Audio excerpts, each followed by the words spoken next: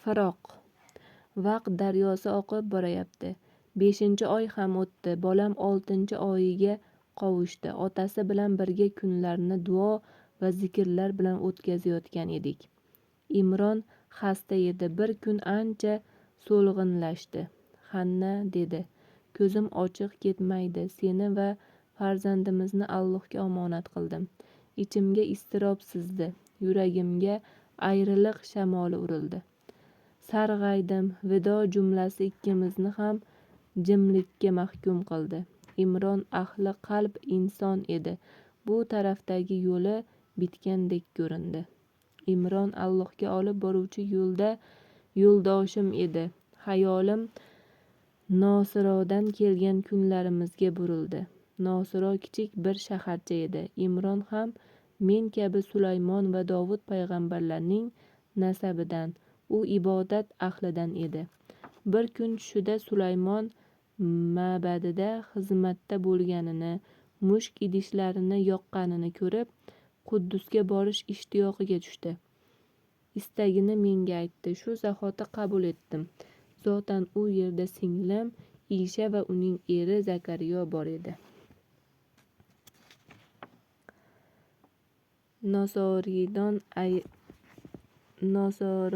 Nosirodan ayrildik. Imronga yana bir qaradim. Qararkan bobosi Dovudni esladim. U ruhidan oqib kelgan zikr ila Allohga tasbih aytardi. Zabur o'qirdi. Zaburni tilovat qilganda odamlar uning bobosi Dovuddan ta'sirlangandek ta'sirlanar edilar.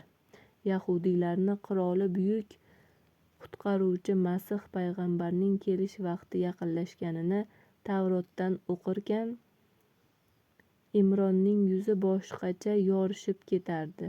Qora ko'zlaridagi nur yanada oydinlashardi. Hanna bilasanmi deya so'z boshlab hayajon ichra davom etardi.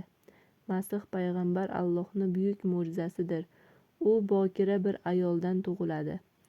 Imron Masih payg'ambarning ma'naviy olamiga qadam qo'yarkan, men bokira onadan otasiz dunyoga keladigan farzandni va yosh ma'sum qizni o'ylardim. Eski kunlarga tutilgan nazarim Imronning ustiga tushdi. Shoshma, Masih va uning bokira onasidan so'z ochsam, Imron yana avvalgidek hayajonlanar, qora ko'zlarida sirli nurlar takror porlarmikin? Tinglashga ham majoli qolmagan Imronni charchatgim kelmadi. U o'sha tun sahar payti haqqa yurdi. Foniylik hirqasini yechib, baqo ko'ylagini kiydi. Ayriliq shamolini bag'rimga soldi. Tuproqqa kuzning bir yaprog'i kabi tushdi. Farzandini ko'rolmadi. Duosida barobar turgan bolamizni barobar quchog'imizga ololmadik. Cho'lda adashgan yolg'iz yo'lchiga o'xshab qoldim. Ruhim foniylikning iztirobidan titradi. Bolam foniylikda dili siyoh bo'ldi. Ichimga g'ariblikning mahzunligi cho'kdi. Bolamning qalbi mahzunlikni tanidi. Yuragimga kimsasizlik indi. Bolam kimsasizlikni o'rgandi. O'lgan faqat umr yo'ldoshim emas, bir ota ham edi. Ikki azobni bir onda yashadim. Oxirat g'uncham sinovini ona qornida boshladi. Ilk boshda hasratni o'rgandi. Endi u hech qachon ota deyolmasdi. Kim biladi, buning qanday hikmatlari bor. Sabr qilishim zarur ediki, farzandim sabrli bo'lsin. Bandalik uchun avvalo sabrga ega bo'lishi kerak. U qurbon edi. Har oni qurbi on unga yaqin bo'lishi kerak edi. Bolamning yaqinliklari ona qornida boshlandi. U endi yetim edi. Yetim kimsasiz degani.